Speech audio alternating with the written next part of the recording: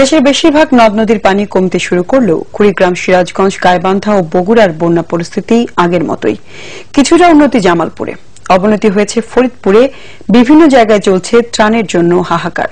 চরম দুর্ভোগে পানিবন্দী মানুষ।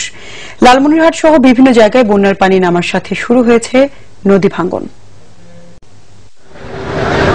কুড়িগ্রামে পানিবন্দী 6.5 লাখ মানুষের দুর্ভোগ চরমে। সরকারি ত্রাণ যথেষ্ট নয়, বিতরণেও অনিয়মের অভিযোগ। খোলা আকাশের নিচে মানবেতর জীবনযাপন করছে লাখো মানুষ। বিপর্যস্ত সড়ক ও রেল যোগাযোগ। ঘর নাই, থাকি কোন জায়গায়, খাই কোন জায়গায়, ঘরের উপর দিয়ে পানি যেতেছে, কি খাই করে থাকি কি করি। বাচ্চা কাচ্চা নিয়ে খুবই কষ্ট আছি, খাওয়া দাওয়া খুব কষ্ট হয়েছে। জামালপুর রেল লাইন থেকে পানি সরে গেছে, তলিয়ে আছে হাজার হাজার হেক্টর জমির ফসল। ত্রাণের অপেক্ষায় লাখ লাখ মানুষ। মানবতার অনেক নিচে জীবনযাপন করতেছে। কাজে আমরা চাই সরকারের সুদৃষ্টি ত্রাণের খুবই প্রয়োজন। গরিব দুঃখী মানুষ খানার জন্য হাহাকার করতেছে। সিরাজগঞ্জ সদর, কাজীপুর, বেলকুচি, চৌহালি ও শাহজাদপুর সহ 7 উপজেলার প্রায় 2 লাখ মানুষ এখনো পানিবন্দী। পানি ও খাবারের সাথে পানিবাহিত বিভিন্ন রোগ নাকাল তারা। আমাদের কেউ খোঁজ খবর নেই, দেখতেছে না। আমরা পরিবারে 10-12 জন লোক খাই। আমাদের খুব অসুবিধা, রান্না বান্না করার একটু অসুবিধা হয়ে গেছে। খাওয়া দাওয়া কোন একটু শুকনা খাবার ঘরে নেই। গাইবান্ধায় নদ নদীর পানি কমলেও উন্নতি নেই বন্যা পরিস্থিতির। পানিবন্দী মানুষ ভুগছে বিশুদ্ধ পানি, খাদ্য, স্যানিটেশন সংকটে। লালমনিরহাটে বন্যার পানির সাথে ভয়াবহ নদী ভাঙন। তিস্তা ও ধরলার উপকূলবর্তী বসতিটা বিলীন হচ্ছে নদীতে। বাড়ি ঘরদোর ভাঙ গেল। কালকে সারা রাত ঘুম পড়ি নাই, খাওয়া নাই, দাওয়া নাই, অনাহারি পড়িয়েছি। আমার চোখ শেষ বাবা, কোনো টাকা নেই, বাড়ি নাই। বেটি আমার জুমের 2টা বিয়ে দিলাম, কত কি করে একটা বেটি এলাম, শোধ করে নেই বাবা। আমরা বাচ্চা কথা কিভাবে যে আমরা দিন যাপন করতেছি আল্লাহ ছাড়া কেউ জানে না। উজানের ঢলে শেরপুরে তলিয়ে গেছে নতুন নতুন এলাকা। দুর্ভোগে পানিবন্দী কয়েক হাজার মানুষ। এদিকে ফরিদপুরের চরভদ্রা বেড়িবাঁধ ভেঙে নতুন করে তলিয়ে গেছে 15টি গ্রাম। সহায় সম্বল হারিয়ে দিশেহারা মানুষ।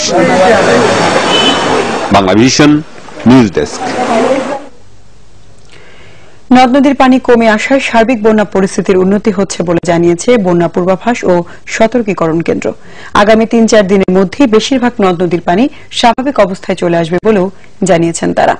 তবে পানি দ্রুততার সাথে নামলে নতুন এলাকা প্লাবিত হতে পারে, অবনতি হবে নদী ভাঙন পরিস্থিতির, এমন শঙ্কার কথা জানিয়েছেন বিশেষজ্ঞরা। চীন, ভারত ও নেপাল থেকে আসা পাহাড়ি ঢলে বন্যা দেখা দিয়েছে দেশের উত্তর ও উত্তর মধ্যাঞ্চলে। গত কয়েকদিন ধরে 17টি পয়েন্টে 12 নদ নদী পানি বিপদসীমার উপর দিয়ে প্রবাহিত হচ্ছে। ফলে প্লাবিত হয়েছে উত্তরের 16টি জেলা। পানিবন্দী হয়ে আছে কয়েক লাখ মানুষ। বন্যা পূর্বাভাস কেন্দ্র জানিয়েছে প্রধান কয়েকটি নদ নদীর পানি বিপদসীমার নিচে নেমে আসায় পরিস্থিতির কিছুটা উন্নতি হয়েছে। পানি যে হারে বাড়ছে তা আগামী 2 দিনে কোনোটা বিপদসীমার ক্রস করার সম্ভাবনা নেই। সেই ক্ষেত্রে আমরা যেটা দেখতে পাচ্ছি, ঢাকার আশেপাশের নদীগুলো এবং নিম্ন অঞ্চলে কিছুটা পানি বাড়বে, তবে ওভারঅল পরিস্থিতি স্বাভাবিক থাকবে বলে মনে করছি। পানি নামলেও বিপত্তি আছে অন্যখানে, কারণ পানি স্বাভাবিকের চেয়ে দ্রুত গতিতে নামলে নতুন নিম্ন এলাকা বন্যা আক্রান্ত হতে পারে। পাশেই নদী ভাঙনের শঙ্কার কথা জানালেন বিশেষজ্ঞরা। আস্তে আস্তে দক্ষিণের দিকে নামছে, হয়তো চাঁদপুরের দিকে নামবে, তারপরে আমাদের দক্ষিণে বঙ্গোপসাগরে যে পড়বে। যদি বেশি দ্রুততার সাথে উপরে উত্তরাঞ্চল থেকে নামতে থাকে তাহলে নদী ভাঙনের মাত্রাটা বেড়ে যায়। আমার সমস্ত জমি এখন যেটাকে বলে পানি দিয়ে টইটুম্বর স্যাচুরেটেড, অর্থাৎ যে এডিশনাল পানিটা আসবে সেইটা আর নেবার ক্ষমতা থাকবে না। স্যাচুরেটেড সব সিস্টেম, তার মানে ওইটা এডিশনাল হয়ে ছড়িয়ে যাবে। বিশেষজ্ঞরা বলছেন আপাতত নতুন করে বন্যার আশঙ্কা নেই, তবে ভারতের আসামে নতুন করে বন্যা দেখা দিয়েছে। বাংলা ভিশন, ঢাকা। এদিকে ত্রাণ নিয়ে অনিয়ম হলে কঠিন সাজার হুঁশিয়ারি দিয়েছেন ত্রাণ ও দুর্যোগ ব্যবস্থাপনা মন্ত্রী মোফাজ্জল হোসেন চৌধুরী মায়া। বন্যার পানি না নামা পর্যন্ত আশ্রয় কেন্দ্রে বানভাসী মানুষের থাকার ব্যবস্থা থাকবে বলেও জানান তিনি। মন্ত্রী আরও বলেন, বন্যার্থে একটি মানুষকেও না খেয়ে মরতে দেয়া হবে না। সোমবার দুপুরে মানিকগঞ্জের জাফরগঞ্জে বন্যার্থীদের মাঝে ত্রাণ বিতরণের সময় তিনি এসব কথা বলেন।